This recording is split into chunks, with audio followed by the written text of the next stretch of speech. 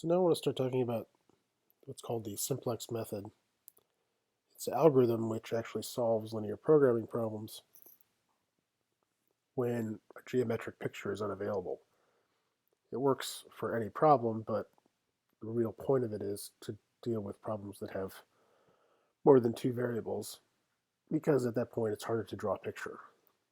We can solve three variable problems graphically in a similar way we do with two variable problems, but we have to draw 3D pictures. And if we have more than three variables, then there's no picture that we can draw to help us see what's actually happening. So we need another way of solving these problems. Um, so we're going to learn how to use Excel in a few different ways throughout the course.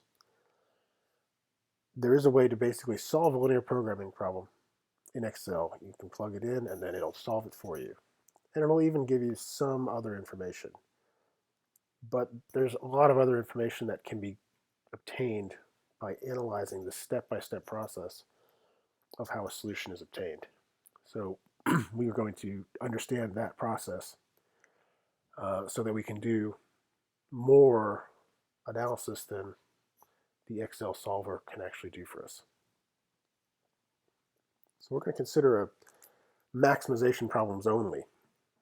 And that's okay, because what we're going to see is any minimization problem is closely related to a maximization problem called its dual problem.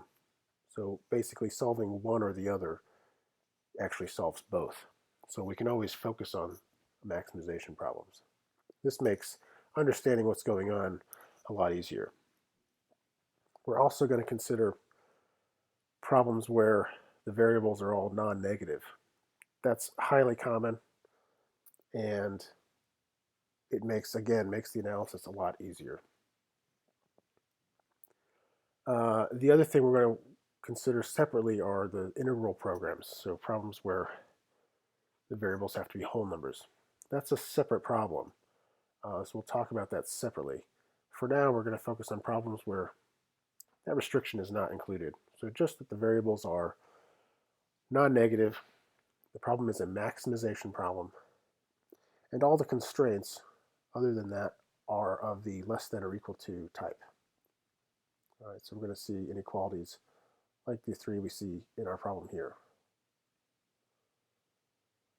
So all three of these constraints are of the form some number times x plus some number times y less than or equal to some positive number.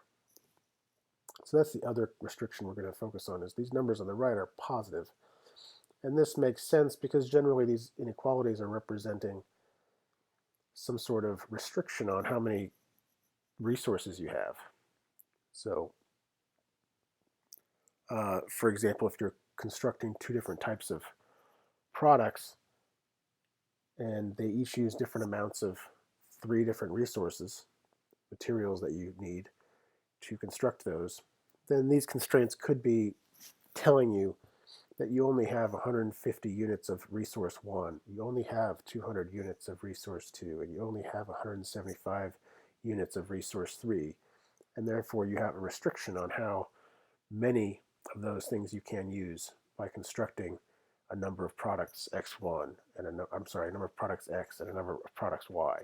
In this case, we could imagine that our function z, or our objective function, is actually perhaps a profit tied to these products. So those are the restrictions we're going to be focusing on to make this analysis somewhat easy to understand. In the real world, yes, some problems don't fit all these criteria, but the general idea is the same. And most software out there that does solve these can handle any situation.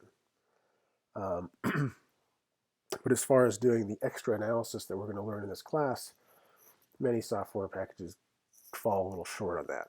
So we're going to learn the step-by-step method, at least in these very simple examples. So we have maximization problem. All constraints are of this form, less than or equal to a positive number. And all variables are non-negative and are not restricted to being whole numbers. So the main idea is to basically change our problem into an equivalent problem by adding more variables. But by doing so, we're going to simplify the structure of the problem.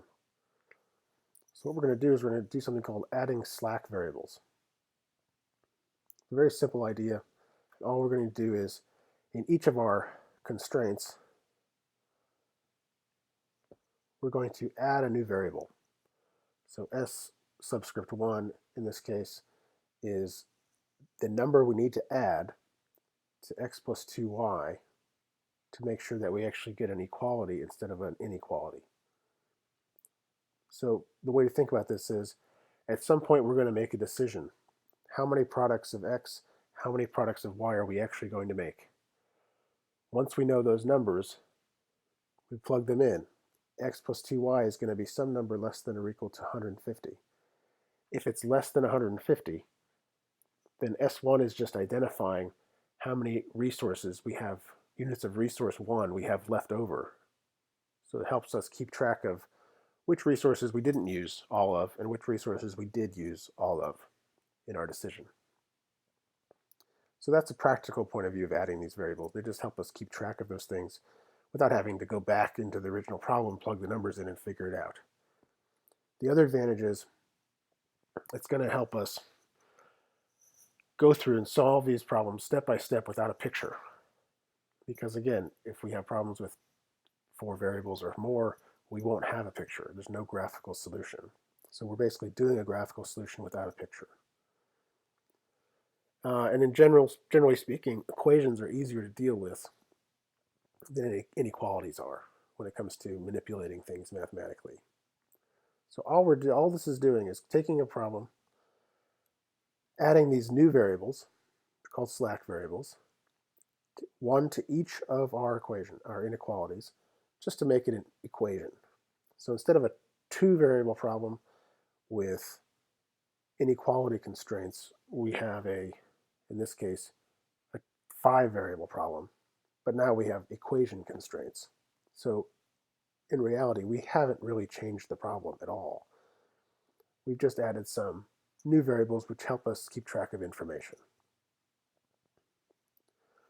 So in the next video, we're going to talk about why we do that and see what it actually does for us in terms of analyzing how we obtain a solution.